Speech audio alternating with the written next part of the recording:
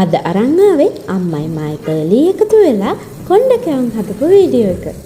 මේක දාන්නම් හිතුවේ කැවිලි හදන එක මාව වගේම ඔයාලා අම්මලා තාත්තලාත් එක්ක ලස්සනටම අවුරුදු සමරුව පුංචි කාලෙට මොහොතකට හරි එක්කන් යයි කියලා. ඉස්සර අපේ ගෙදර කැවිලි පිඟම්ම ගෙවල් 70කට විතර බෙදනවා. ලේසි වැඩක් නෙවෙයි තමයි. අම්මයි මායි ඉතින් කලින් දවසම මෝලට ගිහින් හාල් ටික කොටාගෙන එනවා. කැවිලි හදන්න පටන් ගන්න දාට ලොකු අම්මා එයාගේ අඩුම කුඩුම සේරමත් අරගෙන අක්කත් එක්ක මෙහෙ එනවා.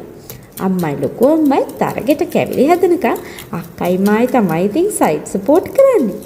සයිඩ් සපෝට් කියුවට ඒ කාලෙත් කොකිස් වගේ නම් අපි තනියම බදිනවා.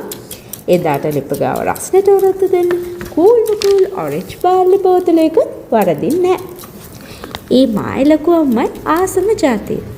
අදටත් ලංකාවට ආවම ඔරෙන්ජ් බාර්ලි බෝතලයක් බිව්වොත් මේ රස මතක වරදින්නේ නැහැ.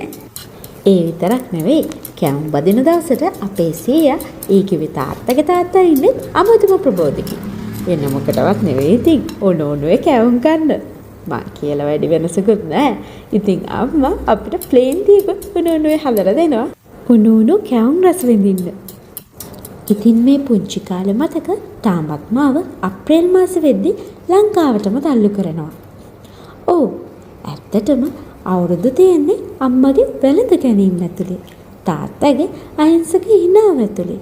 ඒ දෙකටම ලෝභකම් කරන දරුවන්ගේ හදවත් ඇතුලේ.